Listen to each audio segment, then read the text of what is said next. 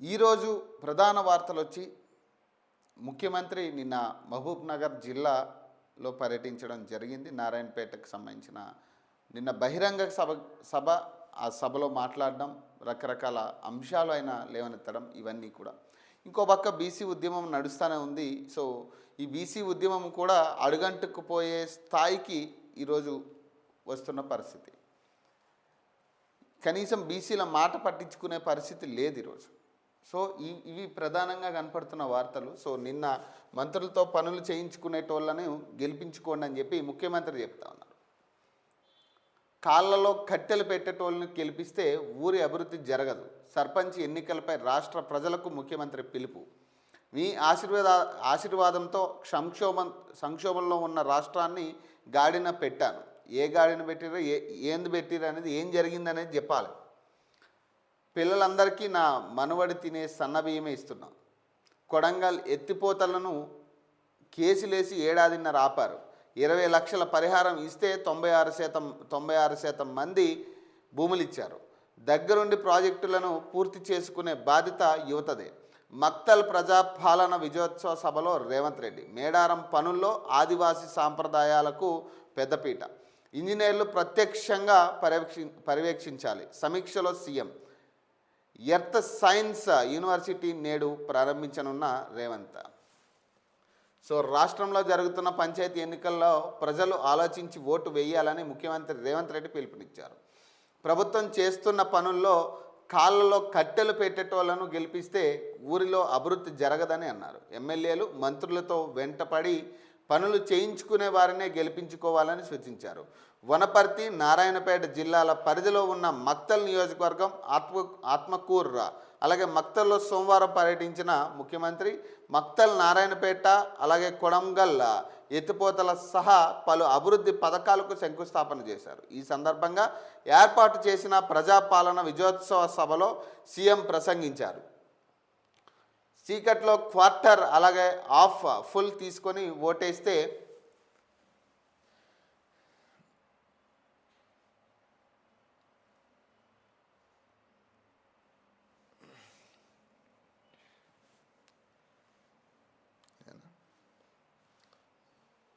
కుట్రలు చేసేవారు, తగులు పెట్టేవాళ్ళు వస్తారని హెచ్చరించారు. మంచోడు సర్పంచ్ అయితే ఊరు బాగుపడుతుందని, కాళ్ళలో కట్టెలు పెట్టేటోడు అయితే ఉన్నది గుంజుకుపోతాడని అన్నారు. మంచోడు అనుకొని సర్దించి కొడితే బొడ్రాయి దగ్గర కూర్చొని తిని ఇంకేమైనా ఉందా అని అడిగిండట. సో ఈ రకమైన వ్యాఖ్యలు చేసిండు. జాగ్రత్తగా ఆలోచించి ఓటేయాలని హెచ్చరించారు. 2 ఏళ్ల క్రితం పాలమూరు పిల్లగాడినని 12 మంది ఎమ్మెల్యేలను గెలిపించి ఆశీర్వదించారని, ఆ బలంతోనే సంక్షోభం నుంచి రాష్ట్రాన్ని సరైన దిశలో పెట్టడానికి కృషి చేస్తున్నానని చెప్పారు. చిట్టెం నర్సిరెడ్డి ప్రారంభించిన నారాయణపేట, కొడంగల్ ఎత్తిపోతల పథకానికి 2014లో ఉమ్మడి రాష్ట్రంలో తను జీవో 69ను తెస్తే గత ప్రభుత్వం 10 ఏళ్ళలో పాతాళంలో తొక్కిపెట్టిందని అన్నారు. 2009లో పాలమూరు ప్రజలు ఆశీర్వదిస్తే గెలిచిన కేసీఆర్ తెలంగాణ వచ్చిన తర్వాత ప్రాజెక్టుల పేరుతో 2 లక్షల కోట్లు ఖర్చు పెట్టాడు. కానీ సగం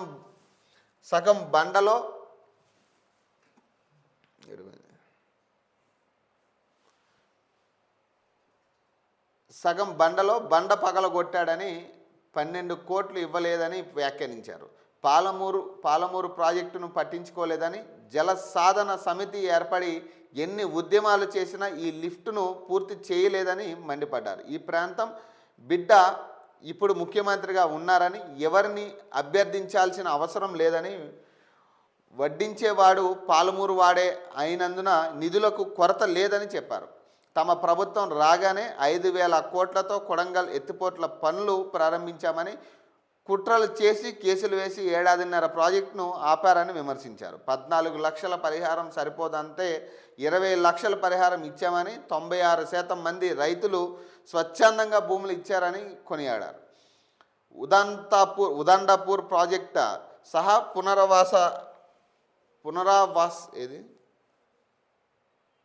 పునరావాసం అక్కడి ఎమ్మెల్యే అనిరుద్ రెడ్డి కోరిన విధంగా అందజేయనున్నట్లు ప్రకటించారు. కొడంగల్ ఎత్తిపోతల పథకాన్ని ప్రారంభించుకోవడం తన జీవితంలో అత్యంత సంతోషకరమైన సందర్భమని ముఖ్యమంత్రి అభివర్ణించారు.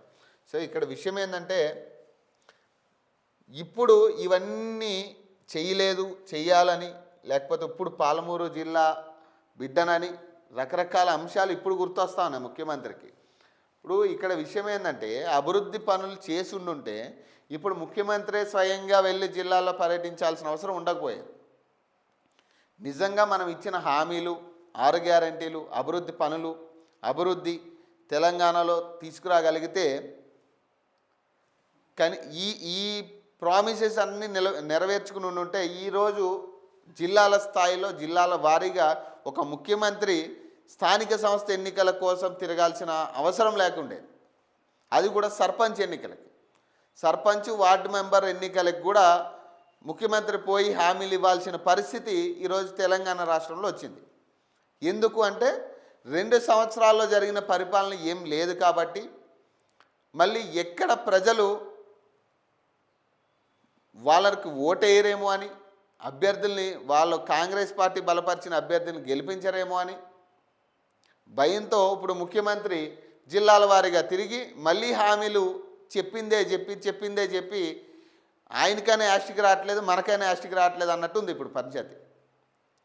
ఆయనకి ఎట్లాగా యాస్ట్ రాదు, ఇక మనకైనా రావాలి. ఇక అదే మాట ఎక్కడికి పోయినా అదే మాట, అదే అభివృద్ధి పనులు జరిగాయి అంటున్నాడు. ఏం అభివృద్ధి పనులు జరిగాయి అర్థం కాని పరిస్థితి.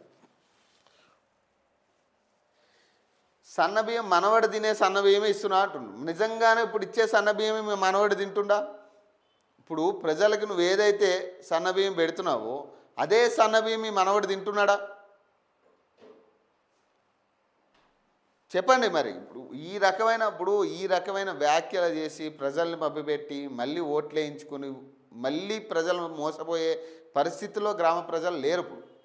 ఎందుకంటే ఒక పక్క రైతాంగం పరిస్థితి, ఇంకో పక్క మహిళల పరిస్థితి, కూలి పనులు కూడా దొరకని పరిస్థితి, రైతు నాశనమైన పరిస్థితి.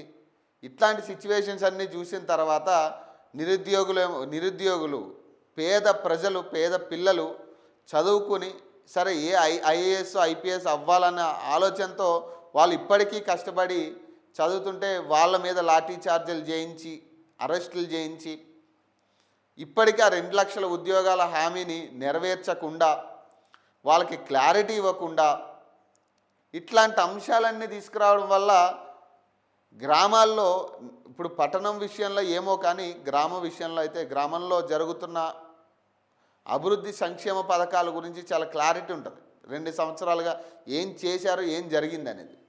ఈరోజు వెళ్ళి మళ్ళీ శిలాఫలకం ఓపెన్ చేసి ఇనాగ్రేషన్ చేసి ఆ ప్రాజెక్టు పనులు పూర్తయితే అదొక ఎత్తు, కానీ ఇది కేవలం మాటల్లోనే. ఇది చేతల్లో అవ్వాలంటే ఇంకొక 10-15 సంవత్సరాలు, ఇంకొక 20 సంవత్సరాలు పడుతుంది. అది కాదు, అది ఏ ప్రభుత్వం వచ్చినా అది కాదు, కేవలం హామీల వరకే అది ఉంటుంది.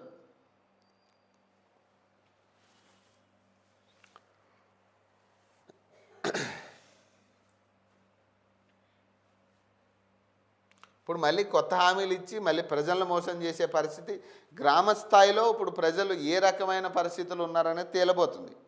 కానీ ఇప్పటికే చాలా చోట్ల ఏకగ్రీవాలు కూడా పెరుగుతూ ఉన్నాయి. దాదాపు కొన్ని జిల్లాల్లో 22 పంచాయతీల్లో ఏకగ్రీవం అవుతుంది. కొన్ని చోట్ల 5-10 చోట్ల 10. సో ఏకగ్రీవాలు అనేది పెరుగుతూ ఉంది. ఈ నేపథ్యంలో ఏమంటే వన్ సైడ్గా వెళ్ళే ఛాన్స్ కూడా ఉంది. ఈ ఎన్నిక మళ్ళీ కాంగ్రెస్ పార్టీ అభ్యర్థులే గెలిచే పరిస్థితి కూడా ఉంటుంది, లేదా ఇప్పుడు ఏకగ్రీవం అయిన వాళ్ళందరూ కూడా కాంగ్రెస్ పార్టీలో చేరే పరిస్థితి ఉంటుంది. సో ఇంటింటికి 5 లక్షల బీమా, ఆడబిడ్డ పుడితే 5,000 అంట, ఇల్లు కట్టుకునే వారికి 21,000, పెళ్ళికి పుస్తే మెట్టెలు, అలాగే రంగారెడ్డి జిల్లా కొత్తపేటలో ఓ అభ్యర్థి హామీలంట, ఉచిత అంబులెన్స్, గ్యాస్ సిలిండర్, బాండ్ పేపర్పై 22 హామీలంట, గద్వాల్ జిల్లా సల్కాపురం అభ్యర్థి, ఆదిలాబాద్ జిల్లాలో 22, నిజామాబాద్ జిల్లాలో 10, జనగాం జిల్లాలో 6 చోట్ల ఏకగ్రీవం.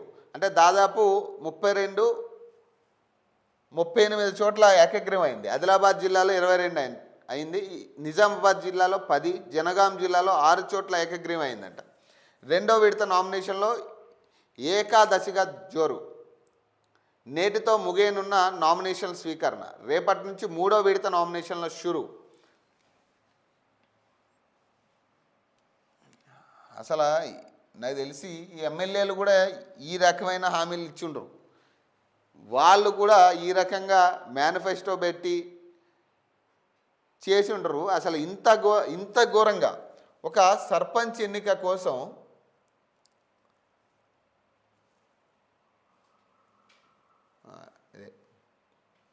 రంగారెడ్డి జిల్లా కొత్తపేటలో 15 హామీలతో సర్పంచ్ అభ్యర్థి మేనిఫెస్టో అంట. బీమా హామీకే 5 ఏళ్లలో 42.5 లక్షలు, ఉచిత అంబులెన్స్, గ్యాస్ సిలిండర్, బాండ్ పేపర్పై 22 హామీలు రాసిచ్చిన గద్వాల్ జిల్లా సల్కాపురం అభ్యర్థి అంట. అసలు ఏడకెళ్ళి వస్తాయి పైసలు? ఇక ఆ 3,000 కోట్ల మీద ఉన్నట్టుంది వీళ్ళందరికీ. ఆ 3,000 కోట్లు రాదు, అది మీ దాకా రాని పరిస్థితి. ఇక పైనే చాలామంది ఉన్నారు తినేటోళ్ళు.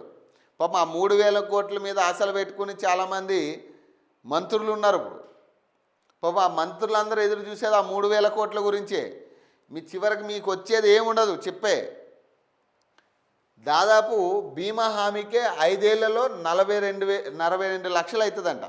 ఒక సర్పంచ్ అభ్యర్థి ఇచ్చిన హామీలో ఒక బీమా హామీ గురించే తీసుకుంటే 5 ఏళ్లలో 42.5 లక్షలు అవుతుంది. 5 లక్షలు అవుతుంది అంటే వాడు ఎంత దోచుకుంటాడు ఇక మన నుంచి.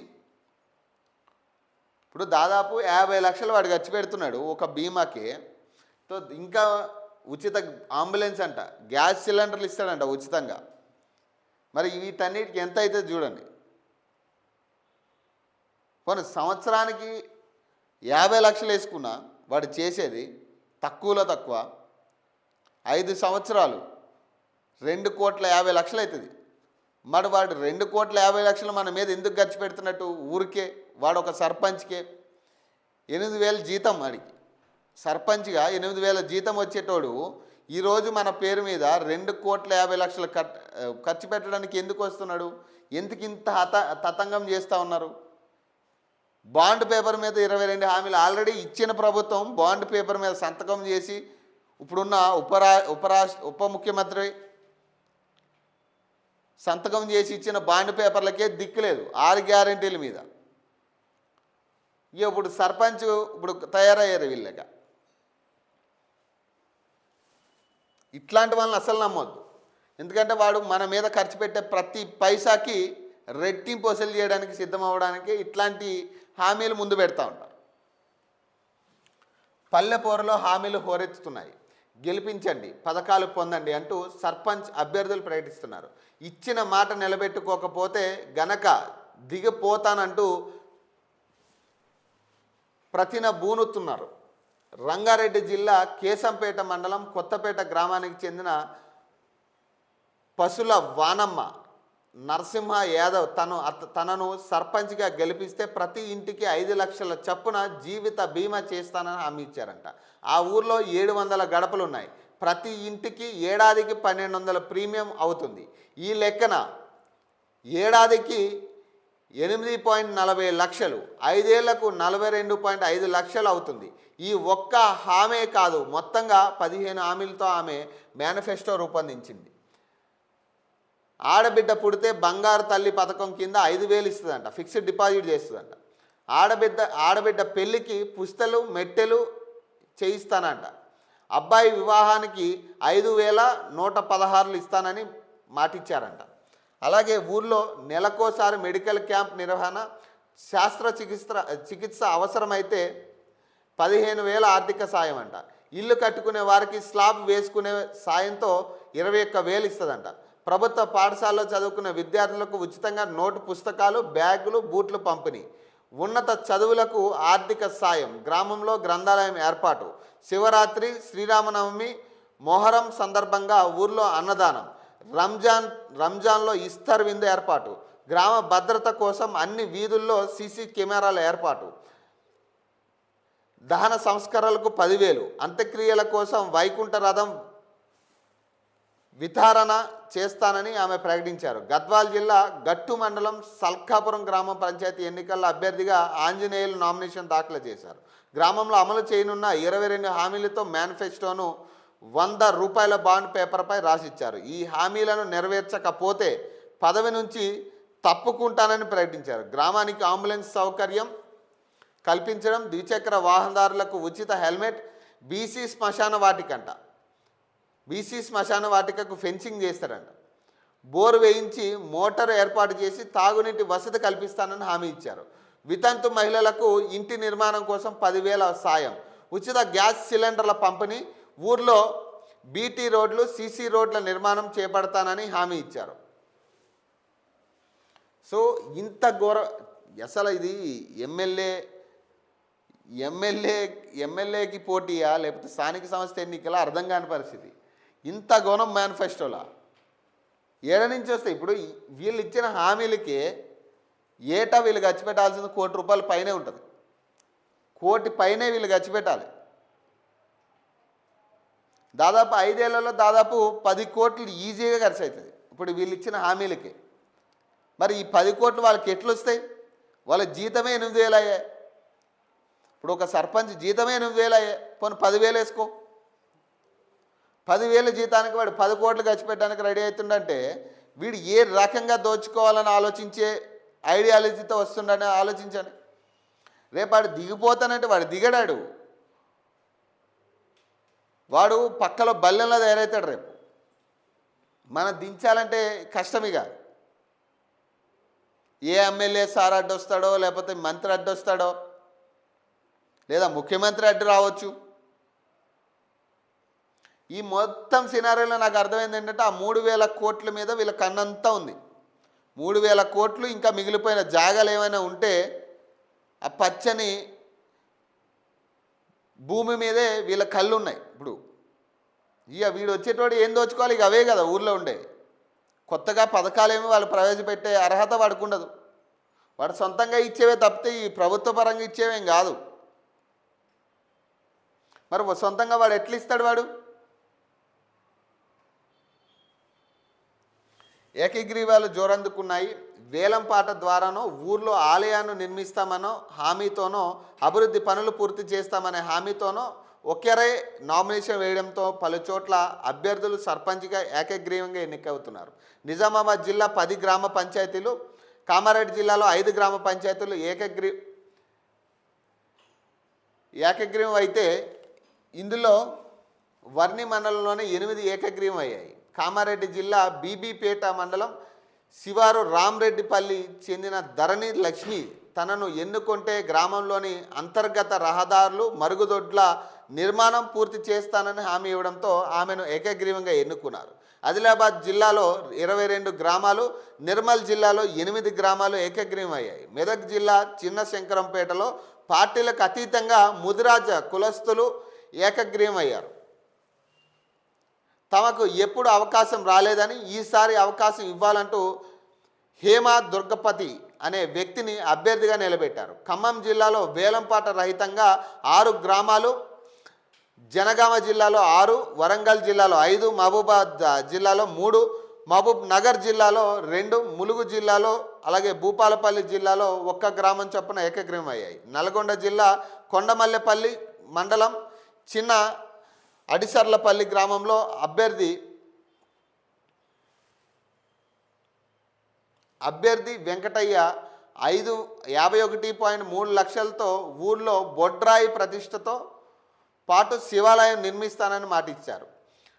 గుర్రంపోడు మండలం ములకలపల్లి గ్రామ అభ్యర్థి బొడ్డు లింగస్వామి ఆలయం నిర్మించేందుకు ముందుకు రాగా ఆయన్ను ఏకగ్రీవంగా ఎన్నుకునేందుకు ప్రజలు సిద్ధమయ్యారు.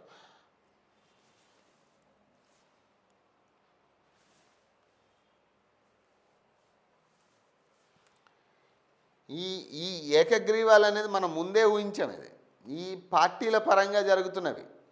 కనీసం ఈ ఏకగ్రీవంగా ఎన్నుకునేటప్పుడైనా కనీసం అందరూ బీసీలందరూ, బీసీ ఎస్సీ వాళ్ళందరూ కూడా ఏకమయ్యి కనీసం ఊరు కుక్కలు నిలబడినా. ఎందుకంటే రిజర్వేషన్లు కావాలని మనం ఎంత కొట్లాడినా కాని పని అది. బీసీ రిజర్వేషన్ 42% కావాలని, ఎస్సీ రిజర్వేషన్స్ కోసం మాకు అవకాశం కల్పియండి అని అడిగే రోజులు పోయే. ఎవరైనా పోటీ చేయొచ్చు. కాబట్టి ప్రతి గ్రామంలో బీసీలు ఏకమై బీసీని గెలిపించుకుంటే ఖచ్చితంగా మనకి 60% పైనే అవకాశాలు వచ్చే ఛాన్స్ ఉంది. సో ఈ రకమైన ఆలోచనలు కూడా చేయండి. ఎట్లా ఏకగ్రీవం అవుతుంటాయి అంటే ఈ జనరల్ స్థానాల్లో ఏకగ్రీవం చేయడం, కొన్ని బీసీఎల్కి అవకాశం ఉన్న స్థానాల్లో ఏకగ్రీవం చేసే పరిస్థితి కనపడతా ఉంది. ఈ లెక్కల్లో ఏమవుతుందంటే మళ్ళీ గవర్నమెంట్కే పట్టొచ్చేటట్టు వాళ్ళు చేసుకుంటున్నారు. వాళ్ళ అభ్యర్థులకు సంబంధించి వాళ్ళకి సానుకూలంగా ఉన్న వ్యక్తుల్ని వాళ్ళు ఏకగ్రీవం చేసుకుంటున్నారు. ఏదో ఒక హామీ, ఇప్పుడు వాళ్ళు చేస్తారా చేస్తారా అనేది తర్వాత విషయం, కానీ ఏదో ఒక హామీ. మనకి కావాల్సింది ఇప్పటి వరకు గ్రామంలో జరగని అభివృద్ధిని తీసుకొచ్చేటోళ్ళని ఎన్నుకునే పరిస్థితికి మనం రావాలి. ఇన్ని చేసేటోడిని మళ్ళీ మనం రేపు క్వశ్చన్ చేయలేం. ఇప్పుడు ఇన్ని హామీలు ఇచ్చి రేపు వాడు గెలిచిన తర్వాత తీరా ఆ హామీ నెరవేర్చుకోకపోతే మనం క్వశ్చన్ చేసే పరిస్థితి ఉండదు.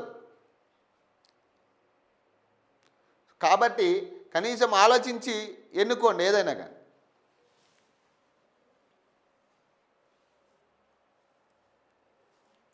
ఐఏఎస్ అధికారి కుమార్తె ఆత్మహత్య అంట. 9 నెలల కిందట మహానందిలో ప్రేమ వివాహం. ఇటీవల అత్తింటి నుంచి తల్లిదండ్రుల వద్దకు ఇంట్లో ఉరేసుకుని ఆత్మహత్య అంట. ఓ సీనియర్ ఐఏఎస్ అధికారి కుమార్తె ఉరేసుకుని ఆత్మహత్య చేసుకున్న ఘటన కలకలం రేపింది. గుంటూరు జిల్లా తాడేపల్లిలోని వారి నివాసంలో ఆదివారం ఉదయం చోటు చేసుకున్న ఈ ఘటన ఆలస్యంగా వెలుగు చూసింది. ఆత్మహత్య చేసుకున్న యువతది కులాంతర ప్రేమ వివాహం కావడంతో అనుమానాలు వ్యక్తమవుతున్నాయి. తమ కుమార్తె ఆత్మహత్యకు భర్త మోసం, అత్తింటి వేధింపులే కారణమని బాధిత తల్లిదండ్రులు చెబుతుండగా వారే తన భార్యను హత్య చేశారని, దీనిపై తనకు అనుమానాలు ఉన్నాయంటూ యువతి భర్త ఆరోపిస్తున్నాడు. తాడేపల్లి పోలీసులు యువతి తల్లి ఫిర్యాదు మేరకు సోమవారం కేసు నమోదు చేసి దర్యాప్తు చేస్తున్నారు. పోలీసులు కుటుంబ సభ్యులు తెలిపిన వివరాల ప్రకారం నంద్యాల జిల్లా బెత్తంచెర్ల మండలం బుగ్గానిపల్లె తాండాకు చెందిన చిన్నరాముడు, లక్ష్మీబాయి దంపతులకు ఒక కుమారుడు, కుమార్తె మాధురి సాహితీబాయి. 25 సంవత్సరాల ఐఏఎస్ హోదాలో ఉన్న చిన్నరాయుడు ప్రస్తుతం రాష్ట్ర ఎస్సీ కమిషన్ కార్యదర్శిగా గుంటూరులో పనిచేస్తూ తాడేపల్లిలో నివాసం ఉంటున్నారు. వారి కుమార్తె మాధురి బుగ్గానిపల్లె గ్రామానికి చెందిన బోయర్ రాజేష్ నాయుడు అనే వ్యక్తిని ప్రేమించింది. ఈ ఏడాది మార్చి 5న నంద్యాల జిల్లా మహానంది ఆలయం వివాహం చేసుకున్నారు. మాధురి తల్లిదండ్రులు రాజేష్ తమ కుమార్తెను మోసం చేసి పెళ్లి చేసుకున్నాడని అప్పట్లో పోలీసులకు ఫిర్యాదు చేశారు. మాధురి తన భర్తతో వెళ్తానని చెప్పడంతో పోలీసులు ఆమెను భర్త వెంట పంపించారు. మార్చి 7న యువతి తల్లిదండ్రుల ఆమోదంతో బెత్తంచెర్ల సబ్ రిజిస్టర్ కార్యాలయంలో వివాహం రిజిస్ట్రేషన్ కూడా చేయించుకున్నారు. మాధురి 3 నెలల క్రితం మిమ్మల్ని చూడాలని ఉంది, మీతో ఉండాలని ఉంది అంటూ తల్లిదండ్రులకు మెసేజ్ పంపింది. దీంతో తల్లిదండ్రులు బెత్తంచెర్ల మండలం సిమెంట్ నగర్కు వచ్చారు. ఇరు వర్గాలు బెత్తంచెర్ల పోలీసులను సెప్టెంబర్ 3న ఆశ్రయించారు. పోలీసు ఇరు వర్గాల సమక్షంలో మాధురిని విచారించి ఆమె ఇష్టపూర్వకంగానే తల్లిదండ్రులకు అప్పగించారు. ఈ క్రమంలో ఆమె ఆదివారం తాడేపల్లిలోని తన తండ్రి నివాసంలో ఆత్మహత్య చేసుకుంది. కాగా తమ కుమార్తెను రాజేష్ నాయుడు ప్రేమ పేరుతో ట్రాప్ చేసి పెళ్లి చేసుకుని వేధింపులకు గురి చేశాడని, ఆ వేధింపులకు తాళలేక బలవన్మరణం పాల్పడిందని మాధురి తల్లిదండ్రులు లక్ష్మీబాయి, చిన్నరాముడు ఆరోపించారు. తన భార్య మాధురి మృతిపై అనుమానాలు ఉన్నాయంటూ రాజేష్ నాయుడు సోమవారం నంద్యాల ఎస్పీని ఆశ్రయించారు. తన భార్యను ఆమె తల్లిదండ్రులే హత్య చేశారంటూ ఆరోపించారు.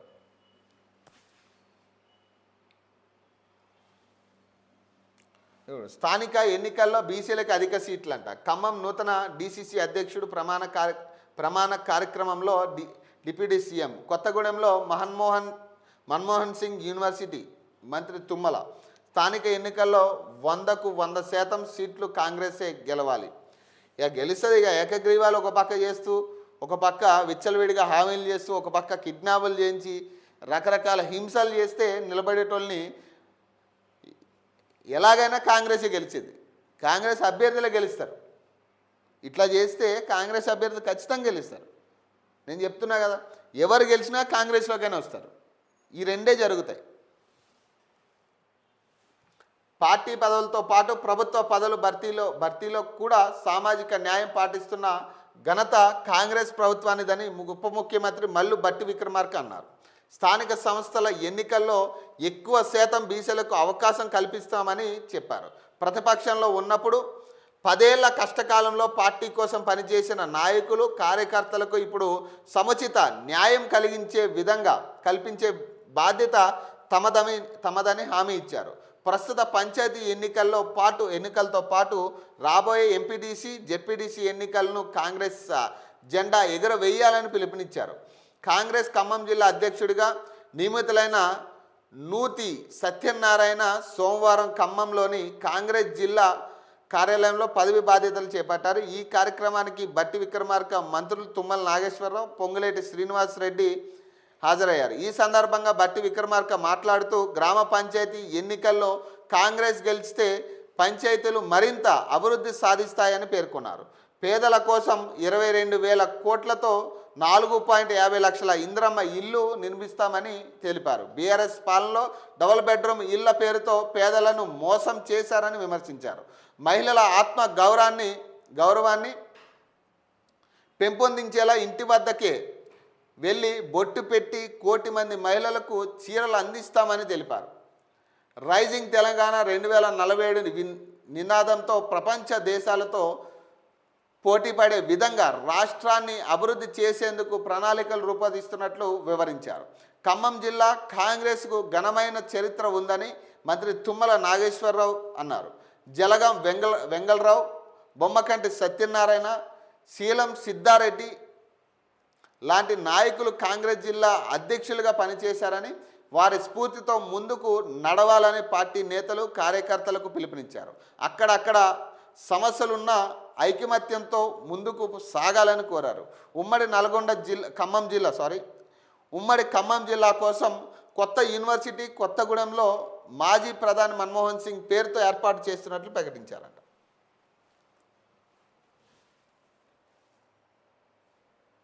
బట్టీల కమిషన్లు తీసుకోవడంలో నేను అన్ఫిట్ అంట. విద్యుత్ శాఖలోని కీలక పోస్టుల్లో ఆంధ్ర వ్యక్తులు, వారి కోసం తెలంగాణ ఉద్యోగులను బలి చేస్తున్నారు. కాంగ్రెస్ది ప్రజాపాలన కాదు, ద్రోహ పాలన. ఈ మాట హరీష్ రావు అంటున్నాడు. డిప్యూటీ సీఎం బట్టి విక్రమార్క మాదిరిగా బిల్లులు మంజూరుకు 20 నుంచి 30% కమిషన్లు తీసుకోవడంలో తాను అన్ఫిట్ అని బీఆర్ఎస్ నేత హరీష్ రావు వ్యాఖ్యానించారు. రాజకీయాల్లో హరీష్ రావు అన్ఫిట్ అంటూ బట్టి చేసిన వ్యాఖ్యలపై ఆయన స్పందిస్తూ, ఆర్థిక శాఖ మంత్రిగా పనిచేసినప్పుడు కమిషన్లు తీసుకోవడం తనకు రాలేదన్నారు. ఫ్రస్ట్రేషన్లో నోరు జారితే మొదటికే మోసం వస్తుందని, ఇష్టం వచ్చినట్లు మాట్లాడొద్దని బట్టిని హెచ్చరించారు. థర్మల్ విద్యుత్ ప్రాజెక్టు నిర్మాణంలో 50,000 కోట్ల కుంభకోణం ఉందని తాను ఆరోపిస్తే దానిపై వివరణ ఇవ్వకుండా తన స్థాయిని దిగజార్చుకొని విమర్శలు చేశారని దుయ్యబట్టారు. తెలంగాణ కోసం నిర్మించిన ప్లాంట్ నుంచి 2,400 మెగావాట్ల కరెంట్ను తీసుకోవాలని 4.12కు యూనిట్ కరెంట్ ఇస్తామని ప్రభుత్వానికి ఎన్టీపీసీ లేఖ రాసిందని తెలిపారు. కానీ కమిషన్ల కక్కుర్తితో కాంగ్రెస్ ప్రభుత్వం సొంతంగా థర్మల్ ప్రాజెక్టుల నిర్మాణానికి సిద్ధపడుతుందన్నారు. ఒకవేళ అప్పులు తెచ్చి కొత్త ప్రాజెక్టు పూర్తి చేసిన విద్యుత్ ప్లాంట్ ఒప్పందం ప్రకారం 25 ఏళ్లలో రాష్ట్ర ప్రజలపై 82,000 కోట్ల అదనపు భారం పడుతుందన్నారు. విద్యుత్ శాఖలోని కీలక విభాగాల్లో ఆంధ్ర ప్రాంతానికి చెందిన అధికారులు వరుసగా నియమించడం దుర్మార్గమని, రాష్ట్రంలో కాంగ్రెస్ అందిస్తున్న ప్రజాపాలన కాదని, తెలంగాణ ద్రోహ పాలనని విమర్శించారు. ఏపీకి చెందిన రాజశేఖర్ రెడ్డిని జెన్కో ప్రాజెక్టు డైరెక్టర్గా, ఉద్యమ సమయంలో తెలంగాణ ఉద్యోగులను అవహేళన చేసిన ఇంజనీర్గా పనిచేసిన శివాజీని ఎస్పీడీసీఎల్ ప్రాజెక్టు హెచ్ఆర్డి డైరెక్టర్గా, ఏపీకి చెందిన నరసింహులను ఎస్పీడీసీఎల్ ఆపరేషన్ డైరెక్టర్గా, వావిలాల అనిల్లను రెడ్కో సీఎండీగా, ఏసీబీ కేసులో ఉన్న నందకుమార్ను చీఫ్ ఎలక్ట్రికల్ ఆఫీసర్గా ఎలా నియమించారని ప్రశ్నించారు. ఆంధ్ర వారి కోసం తెలంగాణ ఉద్యోగాలను బలి చేస్తున్నారని దుయ్యబట్టారు. గ్రీన్ ఎనర్జీ పాలసీలో భాగంగా పారిశ్రామవేత్తలకు ఎక్కడి నుంచైనా విద్యుత్తును కొనుగోలు చేసి వాడుకునేందుకు దరఖాస్తులు తీసుకున్న ప్రభుత్వం అనుమతులు ఇవ్వకుండా ఆలస్యం చేస్తుందని దుయ్యబట్టారు. మెగావాట్కు 20 లక్షలు పైనున్న వారికి మరో 10 లక్షల చొప్పున చీఫ్ ఎలక్ట్రికల్ ఇన్స్పెక్టర్ లంచం అడుగుతున్నట్లు తమ దృష్టికి వచ్చిందన్నారు. ఆంధ్ర అధికారుల దోపిడీకి ఇదొక నిదర్శనం అన్నారు. పంచాయతీ ఎన్నికల వేళ సీఎం రేవంత్ రెడ్డి వరుస పర్యటనలకు వెళ్తూ కోడ్ ఉల్లంఘిస్తుంటే రాష్ట్ర ఎన్నికల సంఘం నిద్రపోతుందా అని నిలదీశారు. కొడంగల్ నారాయణపేట ఎత్తిపోతల పథకానికి శంకుస్థాపన చేసిన సీఎంపై కేసు నమోదు చేయాలని డిమాండ్ చేశారు.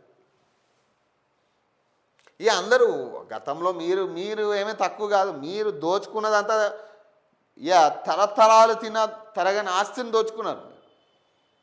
ఇప్పుడు వీళ్ళు దోచుకుంటున్నారు, గతంలో మీరు దోచుకున్నదే. ఇప్పుడు ఏంటంటే ఈ పైన ఏంటంటే అన్నీ తెలుసు వీళ్ళకి. వీళ్ళు దోచుకున్నది వాళ్ళకి తెలుసు, వాళ్ళు దోచుకున్నది వీళ్ళకి తెలుసు. ఏదో ఒక డైలాగ్ ఉంటుంది కదా, బొక్కలో ఉన్న ఎలక్కి ఇంకొక ఎలక తెలిస్తే ఇంకొక ఎలక కనపడుతుందని. అట్లా ఉంటుంది ఈ పంచాయతీ అంతా. వీళ్ళు గతంలో 10 సంవత్సరాలు ఇష్టాచారం దోచుకుని ప్రజల్ని ప్రతి స్కీములో ఒక స్కామ్ పెట్టి లక్షలాది కోట్లు దోచుకున్న వ్యక్తులు వీళ్ళు. ఇప్పుడు కొత్తగా వచ్చిన ప్రభుత్వం వాళ్ళు దోచుకుంటున్నారు అంతే. ఈ 5 ఏళ్ళు మళ్ళీ వీళ్ళు దోచుకుని పోతారు. మళ్ళీ అప్పులు లక్షల కోట్లు అప్పు చేసిపోతారు మన మీద. మళ్ళీ ఆ లక్షల కోట్లు అప్పు చేయడం కోసం మనం ట్యాక్సులు కట్టాల్సిన పరిస్థితి. 30,000 40,000 సంపాదించేటోడు ట్యాక్సులు కడతాడు. 10,000 20,000 30,000 40,000 సంపాదించేటోడే ట్యాక్సులు కట్టాలి. ప్రతి దాని మీద ట్యాక్స్ పడుతుంది మనకి. ఈ పైసలన్నీ దేనికి ఉపయోగపడ్డాయంటే ఆ ట్యాక్స్ పైసలన్నీ కూడా ఇదిగో ఇట్లా లక్షల కోట్లు సంపాదించుకుని వాళ్ళేమో బిఎండబ్ల్యూలు కార్లు, రకరకాల ఖరీదైన కార్లు విల్లాలు కొనుక్కుని ఇవి జాలం అన్నట్టు ఎక్కడెక్కడో ఫామ్ హౌస్లు కట్టుకుని వీటికి ఉపయోగపడతాయి మన ట్యాక్సులన్నీ. వాళ్ళకి మనకు ఒరిగేది ఏమి ఉండదు. మనం మళ్ళీ ఈ 5 సంవత్సరాల తర్వాత మళ్ళీ మన దినచర్య మనకే ఉంటుంది. ఇక రోజువారీ కష్టపడాలి, సంపాదించుకోవాలి, మళ్ళీ వచ్చిందల్లా ట్యాక్సులు కట్టుకోవాలి, మిత్తులు కట్టుకోవాలి, ఇవే ఉంటుంది మన పరిస్థితి. కానీ వాళ్ళకి ఎట్లా అంటే ఇక మన మీద సంపాదించిన డబ్బునంతా కూడా వాళ్ళు దాచుకుని ఇష్టాచారం ఖర్చు పెట్టుకుంటారు. వచ్చినోడు ఏదో మళ్ళీ ఒక సిట్ విచారణ అని పెడతారు వాడి పేరు మీద. ఇక వాడు ఆ విచారణ జరుగుతూ ఉంటుంది. వీడిని పిలుస్తారు, బిర్యానీ పెట్టి వాడిని 4 క్వశ్చన్లు అడుగుతారు, మళ్ళీ పంపిస్తారు 1 గంట సేపు. ఇదే నడుస్తుంది. కేటీఆర్ని విచారించారు, కేసీఆర్ని విచారించడానికి పిలిచి ఆయన లేఖ రాసిండు.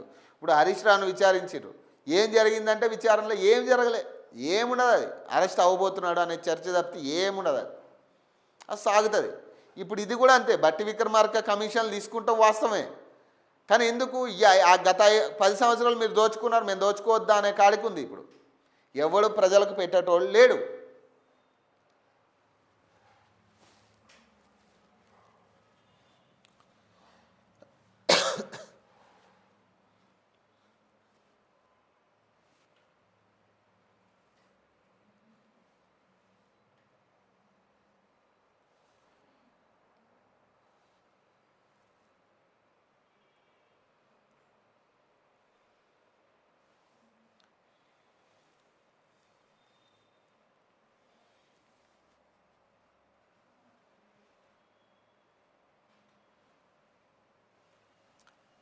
డిజిటల్ అరెస్ట్ కేసులు సిబిఐకి దేశవ్యాప్తంగా ఒకేలా విచారణ. దర్యాప్తు సంస్థను ఆదేశించిన సుప్రీంకోర్టు. ఏఐ టెక్నాలజీ ఎందుకు వాడటం లేదు? ఆర్బీఐని ప్రశ్నించిన కోర్టు. నోటీసులు జారీ. సిబిఐకి అనుమతి ఇవ్వాలంటూ తమిళనాడు, కర్ణాటక, తెలంగాణకు సూచన. ఇకపై డిజిటల్గా సంచార్ సాధి యాప్. మొబైల్ సంస్థలకు టెలికాం శాఖ ఆదేశం. సైబర్ నేరాలు, మొబైల్ చోరీల అడ్డుకట్టకు చర్యలంట.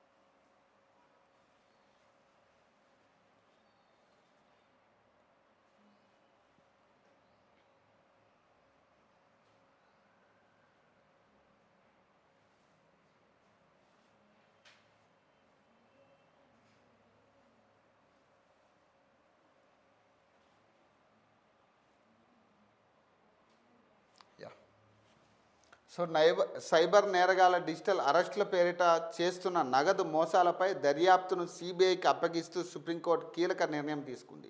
అన్ని కేసుల్లో పాన్ ఇండియా స్థాయిలో ఒకే తరహా దర్యాప్తు జరపాలని జాతీయ దర్యాప్తు సంస్థలకు నిర్దేశించింది. సిబిఐని తమ రాష్ట్రంలోకి అనుమతించాలంటూ పశ్చిమ బెంగాల్, తమిళనాడు, కర్ణాటక, తెలంగాణ ప్రభుత్వాలను కోరింది. సైబర్ నేరగాళ్లు ఉపయోగించిన బ్యాంక్ ఖాతాలను గుర్తించి స్తంభింప చేయడానికి ఏ సాంకేతికను లెక్క మిషన్ లెర్నింగ్ టెక్నాలజీని ఎందుకు ఉపయోగించడం లేదని రిజర్వ్ బ్యాంకును సుప్రీంకోర్టు ప్రశ్నించింది. దీనిపై వివరణ ఇవ్వాలంటూ నోటీసులు జారీ చేసింది. ఇటీవల కాలంలో దేశవ్యాప్తంగా డిజిటల్ అరెస్టుల వ్యవహారం కలకలం రేపుతుంది. ఈ నేపథ్యంలో డిజిటల్ అరెస్టు వలలో చిక్కి బాధితులుగా మారిన హర్యానాకు చెందిన వృద్ధ దంపతులు చేసిన ఫిర్యాదు సుమోటోగా CJI justice Surya Kant, justice Joy Malya కూడిన బెంచ్ స్వీకరించింది. ఎక్కువగా సీనియర్ సిటిజన్లపైనే సైబర్ నేరగాళ్లు కన్నేసి వారి జీవితాంతం కష్టించి కూడబెట్టిందంతా దోచుకున్నారని ఈ సందర్భంగా బెంచ్ వ్యాఖ్యానించింది. డిజిటల్ అరెస్టులకు సంబంధించిన వివరాలు ఇవ్వడంతో పాటు దీనిపై దర్యాప్తులో సిబిఐకి సహకరించాల్సిందిగా ఐటీ సంస్థలను కోర్టు కోరింది. ట్యాక్స్ మినహాయింపులు ఇచ్చే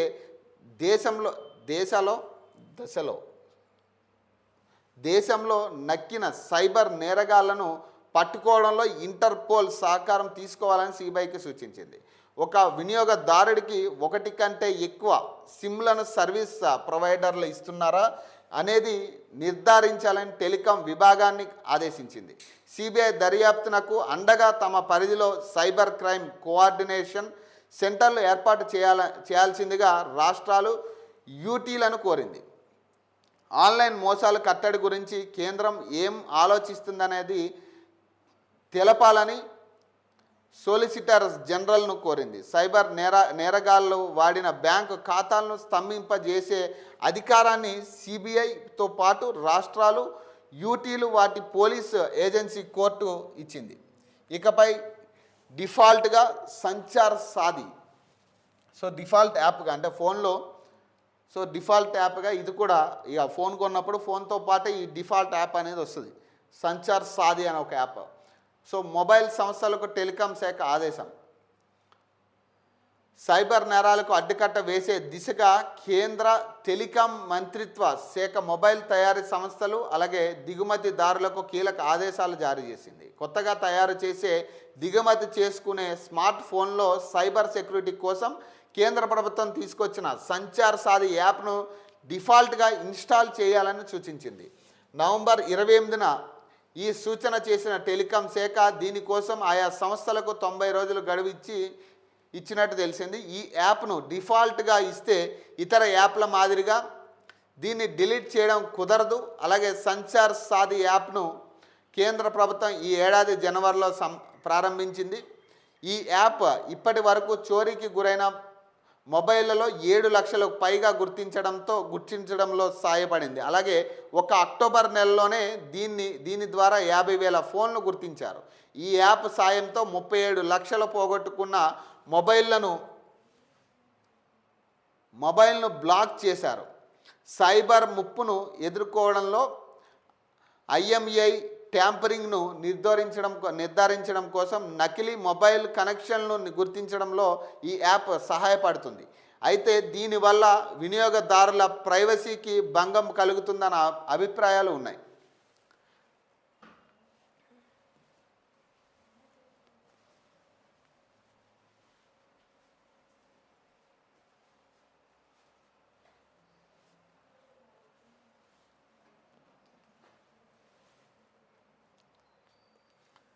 జిహెచ్ఎంసీలో 300కు పైగా వార్డులంట. ఒక్కో వార్డులో 30,000 మంది ఓటర్లు ఉండేలా చర్యలు. హెడ్ ఆఫీస్ అలాగే జోనల్, సర్కిల్ స్థాయిలో 3 రోజులుగా కసరత్తు అంట. టౌన్ ప్లానింగ్ అధికారుల ద్వారా వార్డుల విభజన, ఊపందుకున్న విలీనం, వికేంద్రీకరణ ప్రక్రియ. హైదరాబాద్ మహానగరం విస్తరణ, విభజన అంశాలపై పైన మున్సిపల్ అలాగే అర్బన్ డెవలప్మెంట్ శాఖ, మరోవైపు జిహెచ్ఎంసీ అధికారులు సీరియస్గా కసరత్తు చేస్తున్నారు. జిహెచ్ఎంసీలో 27 మున్సిపాలిటీలు ఉన్నాయి. డీలిమిటేషన్తో పెరగనున్న సంఖ్య, రోడ్డు ఆధారంగా సరిహద్దులంట. 27 మున్సిపాలిటీల విలీనం ముసాయిదాకు గవర్నర్ ఆమోదం అంట. జిహెచ్ఎంసీలు చదరపు కిలోమీటర్లు 650 కిలోమీటర్లు, 98,74,600 ఓటర్లు, జనాభా అంచనా 1,45,15,662, కంటోన్మెంట్లో 40.17 కిలోమీటర్లు. సో 25,03,636 ఓటర్లు, జనాభా అంచనా 3,72,844, 27 యుఎల్టీస్ 1,317.73 కిలోమీటర్లు చదరపు కిలోమీటర్లు, 13,72,094 ఓటర్లు, జనాభా అంచనా 20,16,978, మొత్తం 2,007.9 కిలోమీటర్లు చదరపు కిలోమీటర్లు. ఓటర్ల విషయానికి వచ్చేసరికి 1,15,03,30, జనాభా అంచనా వచ్చేసి 1,69,05,485.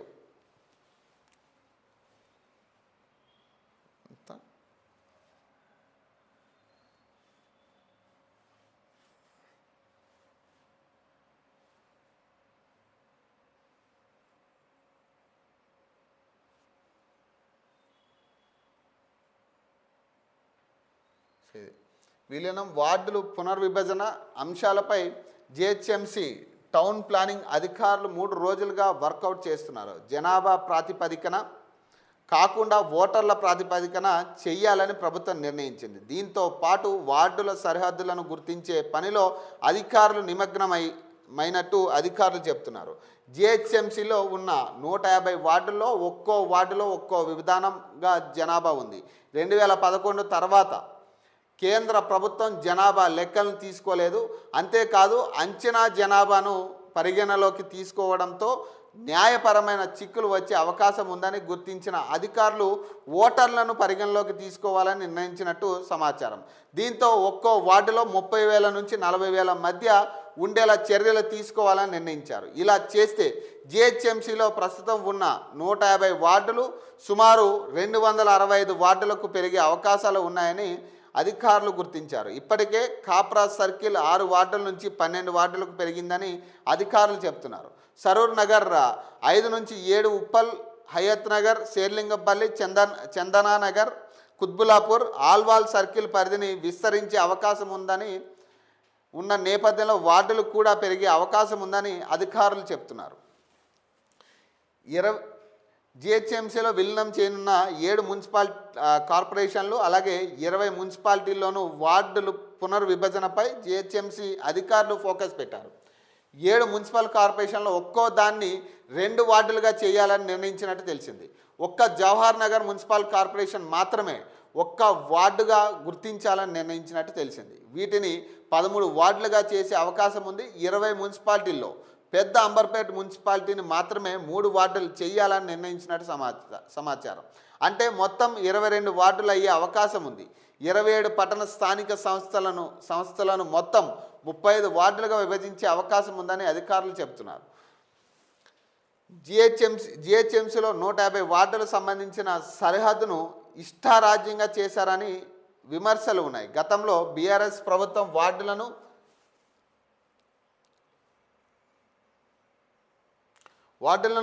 ముక్కలు చేసిందని ఆరోపణలు లేకపోలేదు. ఈసారి జాగ్రత్తలు తీసుకోవాలని జిహెచ్ఎంసీకి ప్రభుత్వం ఆదేశాలు జారీ చేసిందని తెలిసింది. వార్డుల పునర్విభజనతో పాటు సరిహద్దుల గుర్తింపు కూడా కీలకమేనని జిహెచ్ఎంసీ అధికారులు గుర్తించారు. రోడ్డుని ప్రణాళికంగా తీసుకుని రోడ్డు ఎడమవైపు, రోడ్డుకు కుడివైపు వార్డు సరిహద్దును గుర్తించాలని నిర్ణయించినట్టు తెలిసింది. సో జిహెచ్ఎంసీతో పాటు విలీనం చేసిన 27 మున్సిపాలిటీతో కలిపి హైదరాబాద్ నగరానికి ఏర్పాటు చేయాలని ప్రభుత్వం భావిస్తున్నది. ఇటు జిహెచ్ఎంసీ 27 మున్సిపాలిటీల పరిధిలో వార్డులను పునర్విభజన చేస్తే వార్డుల సంఖ్య 300 దాటే అవకాశం ఉందని అధికారులు గుర్తించారు. ఈ నగరాన్ని ఎన్నికలకు ముందు 3 భాగాలుగా విభజించే అవకాశాలు కూడా ఉన్నాయని ప్రభుత్వ వర్గాలు చెబుతున్నాయి.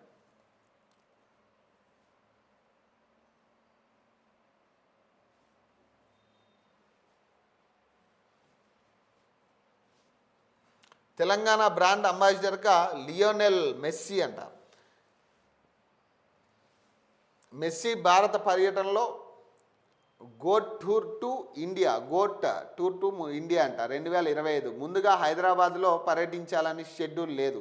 కేవలం కలకత్తా, ఢిల్లీ, అహ్మదాబాద్, ముంబై నగరాల్లో పర్యటించడం, ప్రముఖులను కలవడం, అక్కడ ఫ్రెండ్లీ మ్యాచ్లు ఆడడం మాత్రం షెడ్యూల్లో ఖరారైంది. కానీ సీఎం రేవంత్ రెడ్డి తనకు ఉన్న పరిచయాలతో అహ్మదాబాద్ పర్యటనను హైదరాబాద్కు మార్చారని సక్సెస్ అయినట్టు అధికార వర్గాలు ప్రచారం జరుగుతున్నది.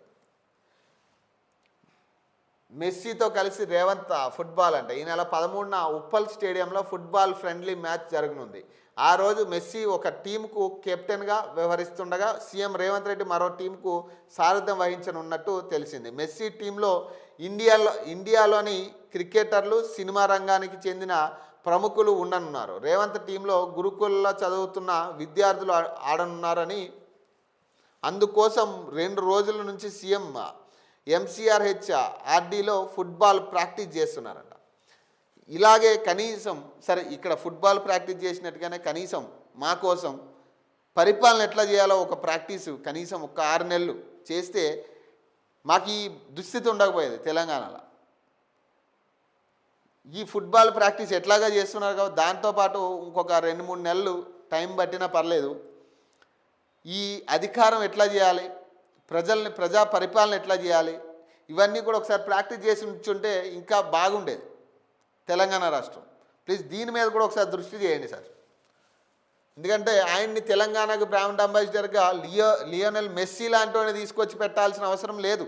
తెలంగాణకి పక్క దేశాల నుంచి ఒక బ్రాండ్ అంబాసిడర్ అవసరమే లేదని నా ఉద్దేశం.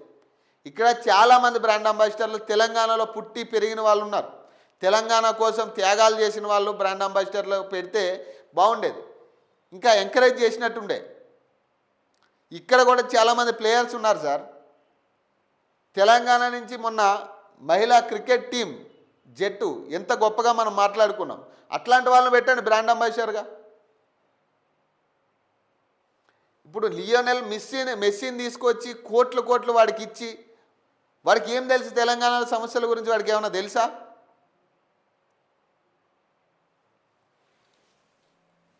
విదేశీ పెట్టుబడులు రావడం సులువవుతుందని సీఎం రేవంత్ రెడ్డి భావిస్తున్నట్లు తెలిసింది. ఈ మేరకు మెస్సీ సహకరిస్తారని ముఖ్యమంత్రి ఆశిస్తున్నట్టు అధికార వర్గాల్లో టాక్. ఇప్పటికే ఆయనతో ప్రాథమికంగా సంప్రదింపులు పూర్తయినట్టు తెలిసింది. ఈ ప్రక్రియ మొత్తం ఆయన భారత్ పర్యటనకు ముందే పూర్తి అవుతుందని ఓ సీనియర్ IAS అధికారులు వెల్లడించారంట.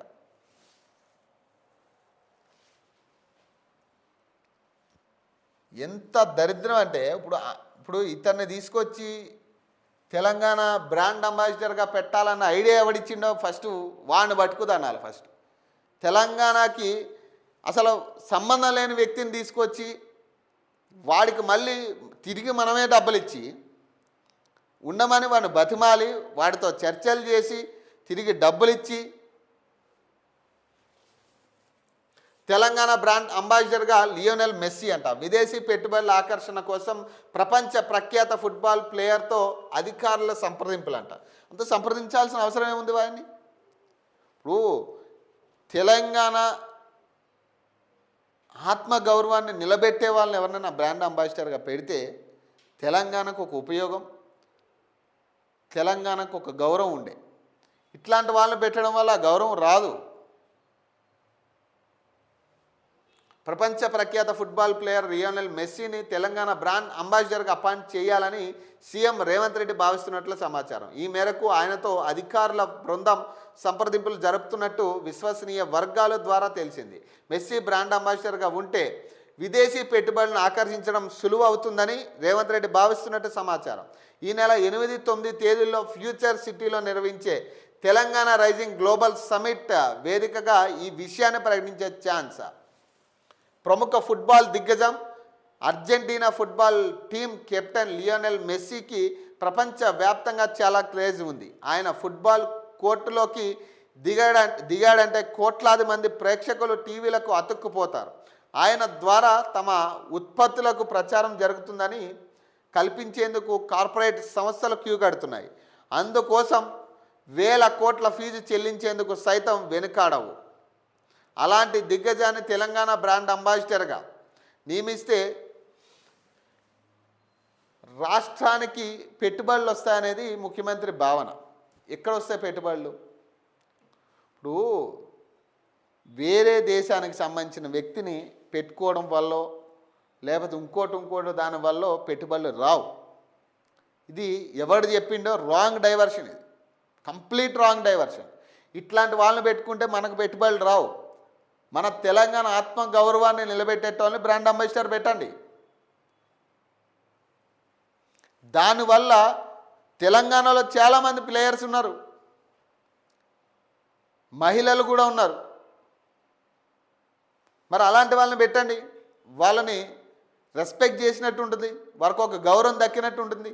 మన తెలంగాణకు కూడా ఒక గౌరవం, తెలంగాణ సమస్యలు తెలిసిన వ్యక్తులు ఉంటే ఇంకా మంచిది.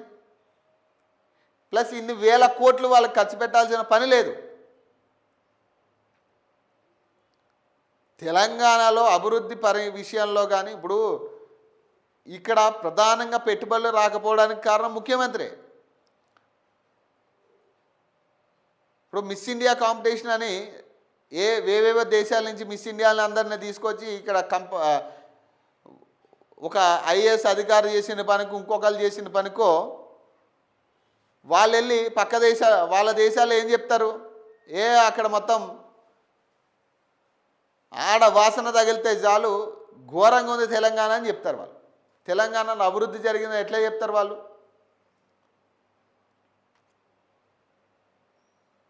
అమ్మాయిల్ని వేధించే అధికారులు ఉన్నారు అక్కడ.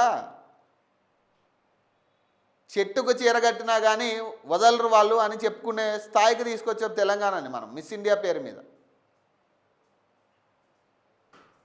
మరి అలాంటిది ఇప్పుడు మరి మెస్సీని పెడితేనో ఇంకొకళ్ళని పెడితేనో ఎట్లా వస్తుంది మనకి? మన గౌరవం పోవడం తప్పితే ఏం ఉపయోగం లేదు. ముఖ్యమంత్రి నా దగ్గర పైసలు లేవన్నాక ఇంకెవడొస్తాడు పెట్టుబడులు పెట్టడానికి? ముఖ్యమంత్రి నా దగ్గర రూపాయి లేదు, అడ్డంగా కోసిన రూపాయి లేదనే ముఖ్యమంత్రి ఉంటే ఇక మనకు పెట్టుబడులు ఎక్కడి నుంచి వస్తాయి, పైసలు ఎక్కడి నుంచి వస్తాయి? లక్షల కోట్లు తీసుకొచ్చామని చెప్పి అప్పుడు పెద్ద పెద్ద హోర్డింగ్లు పోస్టులు పెట్టారు. ఇన్ని లక్షల పెట్టుబడులు వచ్చినాయి, లక్షల కోట్ల పెట్టుబడులు తీసుకొచ్చినాం, ఎంఓఈలు అయిపోయినాయి. ఏమైనాయి అవన్నీ? మరి ఆ పెట్టుబడులన్నీ ఏమైనాయి? ఇప్పుడు మెస్సీని పెడితేనే దేశాల వారీగా పెట్టుబడులు వస్తాయంటే రాని పని అది.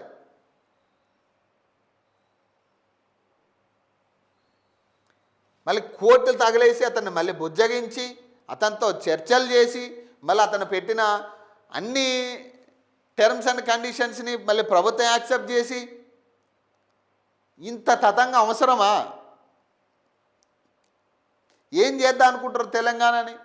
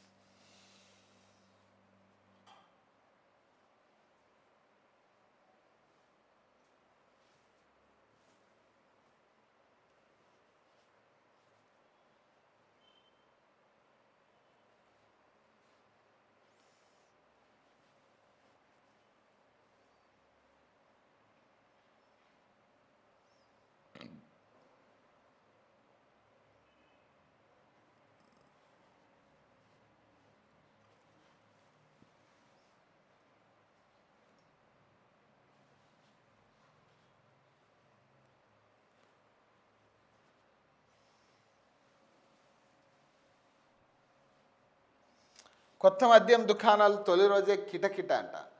ఉదయమే ప్రత్యేక పూజలతో యజమానులు హడావుడి. పలు చోట్ల స్థానికుల అభ్యంతరాలు, అద్దెకు షాపులు దొరక్క బ్రేక్ అంట. రాష్ట్రంలో కొత్త మద్యం దుకాణాలు తొలి రోజే కలకల్లాడాయి. దుకాణాలు దక్కించుకున్న వారు ఉదయమే దుకాణాలను అలంకరించి పండితులను పిలిపించి ప్రత్యేక పూజా కార్యక్రమాలు నిర్వహించడంతో హడావిడి కనిపించింది. నిర్వాహకులు తమకు కలిసి వచ్చే ముహూర్తం చూసుకొని షాపులు తెరిచి విక్రయాలు మొదలుపెట్టారు. బెవరేజెస్ కార్పొరేషన్ డిపోల నుంచి ఆదివారం అర్ధరాత్రి దాకా ఆయా మద్యం దుకాణాల సరుకు సరఫరా కావడంతో తొలి రోజే కొత్త స్టాక్తో విక్రయాలు ప్రారంభమయ్యాయి. రాష్ట్ర వ్యాప్తంగా 2620 మద్యం దుకాణాలు ఉండగా ఈసారి చాలామంది కొత్తవారు మద్యం వ్యాపారంలోకి దిగడంతో పూజలు ముహూర్తాలపై మరింత శ్రద్ధ పెట్టినట్లు కనిపించింది. తొలి రోజే దుకాణాలు కిటకిటలాడాయి. ఇక హైదరాబాద్తో పాటు పలు జిల్లా కేంద్రాల్లో ఈసారి చాలా మద్యం దుకాణాల్లో అనుబంధంగా వాకిన్ స్టోర్లను ఏర్పాటు చేశారు. సూపర్ మార్కెట్ల తరహాలో వినియోగదారులను వాటి లోపలికి వెళ్ళి నచ్చిన మద్యాన్ని ఎంచుకుని కొనుగోలు చేయవచ్చు. లైసెన్స్ ఫీజుకు అదనంగా 5 లక్షలు చెల్లించిన మద్యం దుకాణాలకు ఈ అవకాశం ఉంటుంది. నల్గొండలో గతంలో ఒకే వాక్ లిక్కర్ మార్ట్ ఉండగా సోమవారం కొత్తగా 5 ఏర్పాటాయి. ఈ కొత్త దుకాణాల పాలసీ గడువులో ప్రభుత్వానికి గతంలో కంటే భారీగా ఆదాయం వస్తుందని ఎక్సైజ్ శాఖ అధికారులు అంచనా వేస్తున్నారు. కొత్త మద్యం దుకాణాలకు పలు చోట్ల స్థానికులు అభ్యంతరం తెలపడంతో ప్రారంభం కాలేదు. దేవాలయాలు, విద్యా సంస్థలు, నివాస ప్రాంతాల్లో దుకాణాలు చేస్తుండడంపై స్థానికుల్లో వ్యతిరేకత వ్యక్తమైంది.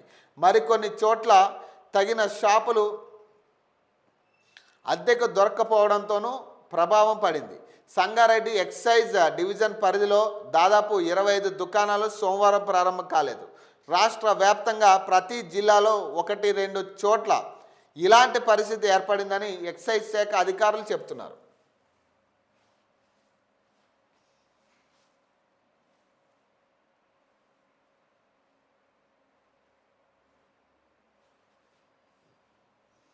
యాదగిరిపై మార్మోగిన అయ్యప్ప శరణ ఘోష. స్వామి శరణమయ్యప్ప, నమో నరసింహ అంటూ అయ్యప్ప దీక్షాదారులు యాదగిరి గుట్టలో గిరి ప్రదక్షిణ నిర్వహించారు. ఏకాదశి పర్వదినాన్న సోమవారం తెల్లవారుజామున 6 గంటలకు కొండ కింద వైకుంఠ ద్వారం వద్ద ప్రారంభమైన గిరి ప్రదక్షిణలో సుమారు 25,000 మంది స్వాములు పాల్గొన్నారు. అయ్యప్ప విగ్రహం ఉన్న ప్రత్యేక పల్లకి మోస్తూ కొండ చుట్టూ 7.5 కిలోమీటర్ల మేర భజనలు, కీర్తనలతో 45 నిమిషాల్లో పూర్తి చేశారు. కాలి నడకన కొండెక్కిన అయ్యప్ప దీక్షాదారులు గర్భాలయంలోని స్వయంభూలను దర్శించుకున్నారు. గిరి ప్రదక్షిణలో పాల్గొని నరసింహుని దర్శించుకున్న మాలదారులకు ఆలయంలో సుమారు 3 లక్షల విలువైన 230 కిలోల లడ్డు ప్రసాదం వితరణ చేశారంట.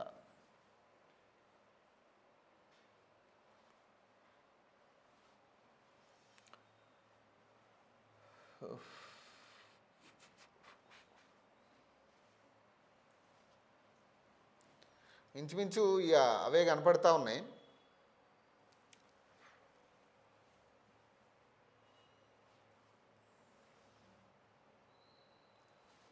మెట్రో స్టేషన్లో ట్రాన్స్జెండర్స్ అంట. ట్రాన్స్జెండర్లకు చేయూతనిస్తున్న రాష్ట్ర ప్రభుత్వం తాజాగా మెట్రో స్టేషన్లో కూడా పనిచేసేందుకు అవకాశాలు కల్పించింది. ఈ మేరకు ఎంపిక చేసిన స్టేషన్లో 20 మంది సిబ్బంది సోమవారం విధుల్లో చేరారు. రోజుకు సుమారు 5 లక్షల మంది వరకు మెట్రోలో ప్రయాణిస్తున్నారు. మొత్తం ప్రయాణికుల్లో మహిళలు సుమారు 30% మంది ఉంటున్నారు. ఈ నేపథ్యంలో వారి భద్రతను దృష్టిలో ఉంచుకుని రాష్ట్ర ప్రభుత్వం ఇటీవల ప్రత్యేక శిక్షణ పూర్తి చేసుకున్న 20 మంది ట్రాన్స్జెండర్ సిబ్బందిని మెట్రో స్టేషన్ల సెక్యూరిటీ విభాగంలో నియమించింది. వీరు స్కానర్ కార్యకలాపాలు, అలాగే స్ట్రీట్ లెవెల్ అలాగే కాన్కోర్స్ భద్రతా విధులను నిర్వహిస్తారని అధికారులు తెలిపారు.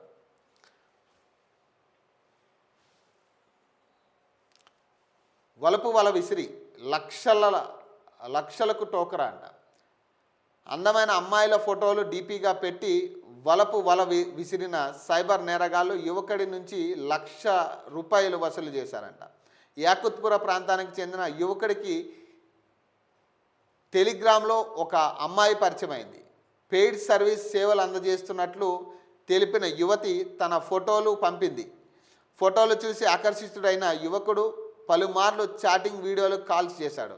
ఆమెతో గడిపేందుకు సిద్ధమైన అతడు advance booking service, security, room reservation, అలాగే రిఫండ్ పేరుతో పలు దఫాలుగా లక్షలు చెల్లించారు. అబిడ్స్లోని ఓ హోటల్లో రూమ్ బుక్ అయిందని చెప్పగా అక్కడికి వెళ్ళిన యువకుడికి ఎవరూ కనిపించలేదు. మోసపోయినని గ్రహించి సైబర్ క్రైమ్ స్టేషన్లో ఫిర్యాదు చేశారు. ఇట్లా ఉంటుంది పంచాయతీ. సో అందుకనే మనం కక్కుర్తిపడొద్దు అనేది నా ఉద్దేశం.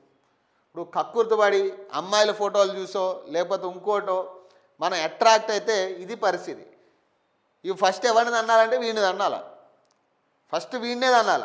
సైబర్ క్రైమ్ టీము ఫస్ట్ వీడిని దాన్ని తర్వాత కేసు నమోదు చేసుకోవాలి.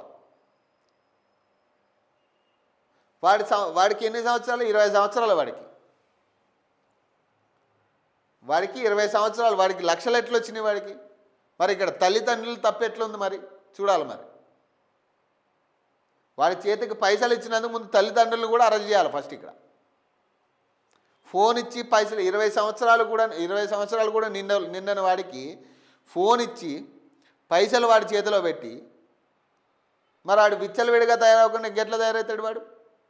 ఫస్ట్ వీడిని పట్టుకుంది అంతే అన్నీ వస్తాయి, అన్నీ చక్కదనం అవుతాయి. ఫస్ట్ ఇట్లాంటి వాళ్ళని ఇక పైసలు పోతే పోయినాయి పక్కన పెడితే ఫస్ట్ ఇట్లాంటి వాళ్ళని ఫస్ట్ తనితే అన్నీ సెట్ అవుతాయి. మళ్ళీ ఇట్లాంటి తప్పు చేయకుండా ఉంటాడు వాడు.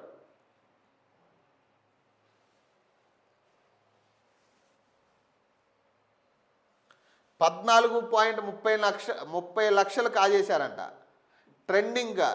ట్రేడింగ్ పేరుతో సైబర్ మోసం. ఆన్లైన్ ట్రేడింగ్ ద్వారా లాభాలు వస్తాయని నమ్మించి సైబర్ నేరగాళ్ళు నగరవాసి నుంచి 14.34 లక్షలు కాజేశారంట.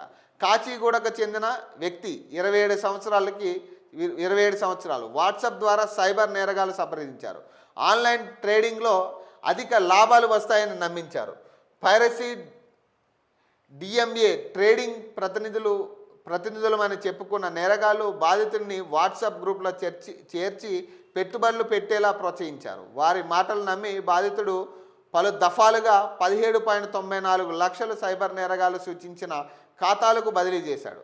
యాప్లో లాభం వచ్చినట్లు చూపించిన నేరగాళ్లు ముందుగా 3.6 లక్షలు విత్డ్రా చేసుకునే అవకాశం కల్పించారు. మిగతా సొమ్ము విత్డ్రా చేసుకునే అవకాశం ఇవ్వకపోవడం, ఇంకా 15 లక్షల డిమాండ్ చేయడంతో మోసపోయానని గ్రహించిన బాధితుడు సైబర్ క్రైమ్ ఠాణాలో ఫిర్యాదు చేశారు. కేసు నమోదు చేసుకున్న సైబర్ క్రైమ్ పోలీసులు దర్యాప్తు ప్రారంభించారంట. ఇది పరిస్థితి. ఇట్లా ఉంది. చాలా రకాల సైబర్ మోసగాలు ఉన్నాయి. మనం గతంలో కూడా ఈ విషయాన్ని చెప్పాను. ఇమీడియట్గా వితిన్ అవర్స్లో కనుక మీరు వాటి మీద స్పందించి ఒకవేళ ఇట్లా ఏదైనా జరిగినప్పుడు స్పందించి ఇమీడియట్గా సైబర్ క్రైమ్కి 1 అవర్ లోపు కనుక మీరు వెళ్ళగలిగితే డబ్బు సేఫ్గా మళ్ళీ మీ అకౌంట్కి వచ్చే పరిస్థితి ఉంటుంది. ఇది మాత్రం గుర్తుపెట్టుకోవాలి మీరు. కానీ ఇట్లా ఎవడైనా కనుక వాట్సాప్ ద్వారానో ఇంకో ద్వారానో కనుక అప్రోచ్ అయితే మాత్రం అస్సలు నమ్మొద్దు. ఎవడైనా కానీ సొంత ఫ్రెండ్ అయినా కానీ నమ్మొద్దు. ఏదైనా ఉంటే మీ బ్యాంక్ ఖాతాకి సంబంధించిన డైరెక్ట్ బ్యాంక్కి వెళ్తే బ్యాంకులో కూడా ఈ ట్రేడింగ్ అకౌంట్స్ ఉంటాయి. సో వాటి ద్వారా మీరు ఏదైనా చేసుకోవచ్చు. కానీ మీరు ఇట్లా మూడో వ్యక్తి ఎవరైనా చెప్తే మాత్రం అసలు నమ్మొద్దు.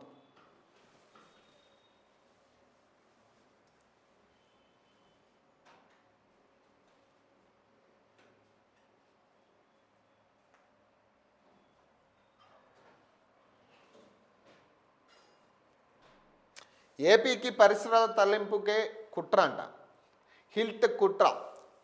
5,000 పరిశ్రమలు అవుట్ అంట. పాలసీ వెనుక కొందరు కీలక నేతల కుతంత్రం. పరిశ్రమల్లో 60% పైగా ఏపీ వాసుల చేతుల్లోనే. మూతబడిన కంపెనీ భూముల్లో రియాలిటీకి హిల్ట్తో గ్రీన్ సిగ్నల్. కొత్త ఇండస్ట్రీల ఏర్పాటును గాలి కొదిలేసిన కాంగ్రెస్ ప్రభుత్వం. నూతన పరిశ్రమలకు చవకగా భూములు కేటాయిస్తున్న ఏపీ. ఇక్కడ భూములు అమ్మి ఏపీలో ఫ్యాక్టరీల ఏర్పాటుకు కసరత్తు అంట. పాలసీతో అతలాకుతము కానున్న తెలంగాణ పరిశ్రమ అంట. రాష్ట్ర అభివృద్ధిలో దాదాపు 20% వరకు కంట్రిబ్యూట్ చేస్తున్న తెలంగాణ పరిశ్రమ రంగం హీల్ట్తో కుదేలో కానుందా? కాలుష్యకర ఫ్యాక్టరీల తరలింపు పేరిట పారిశ్రామిక భూములను రియల్ ఎస్టేట్ వెంచర్లుగా మారుస్తున్న కాంగ్రెస్ ప్రభుత్వం పొరుగు రాష్ట్రానికి సహకరించే ఎత్తుగడ వేసిందా? ఏపీలోని కీలక నేత లాబింగ్తోనే ఇక్కడి పెద్దలు కొత్త పరిశ్రమల ఏర్పాటుకును గాలికి వదిలేశారా? ఇదే అదునుగా పొరుగు రాష్ట్ర ప్రభుత్వం పరిశ్రమల ఏర్పాటుకు గుట్టు చప్పుడు కాకుండా కసరత్తు మొదలుపెట్టిందా? హిల్ట్తో అక్కడి భూముల్లో పెద్ద ఎత్తున రియల్ ఎస్టేట్ దందా చేసి కోట్లాది రూపాయలు కొల్లగొట్టి ఏపీ ప్రభుత్వం ఇచ్చే రాయితీలతో అక్కడ కొత్త పరిశ్రమలు తెరిచేందుకు ప్రయత్నాలు జరుగుతున్నాయా? దీనికి తెలంగాణ పారిశ్రామిక అధికారిక వర్గాల నుంచి అవుననే సమాధానం వస్తున్నది. హైదరాబాద్లోని పరిశ్రమలు సుమారు 60% వరకు ఏపీ వాసుల చేతుల్లోనే ఉండగా ఇందులో మూతపడిన పరిశ్రమలే ఎక్కువ. రేవంత్ రెడ్డి ప్రభుత్వం తెచ్చిన హీల్ట్తో కాలుష్యం ఔటర్ దాటడం దేవుడెరుగు.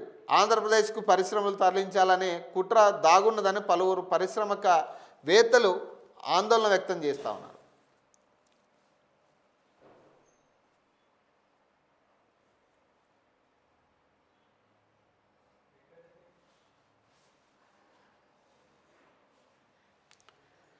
సో ఇంచుమించు అవే కనపడతా ఉన్నాయి. ఇక స్థానిక సంస్థ ఎన్నికలు నిన్న విజయోత్సవ సభల పేరుతో ఇవే కనపడతా ఉన్నాయి. చూద్దాం ఎట్లా ఉండబోతుంది. ఎందుకంటే ముఖ్యమంత్రి ఇప్పుడు మళ్ళీ కొత్త హామీలతో ప్రజల్లోకి వెళ్ళే ప్రయత్నం చేస్తూ ఉన్నారు. మళ్ళీ అక్కడికి వెళ్ళి ఆయా ప్రాంతాలకు హామీలు ఇచ్చి ఈ పరిస్థితి అంతా నెలకొంటా ఉంది. చూద్దాం ఎట్లా ఉండబోతుంది. కాకపోతే మెస్సీని తెలంగాణ బ్రాండ్ అంబాసిడర్గా పెట్టుకోవడానికి మేము ఒప్పుకోవట్లేదు అనేది తెలంగాణ ప్రజల మాట.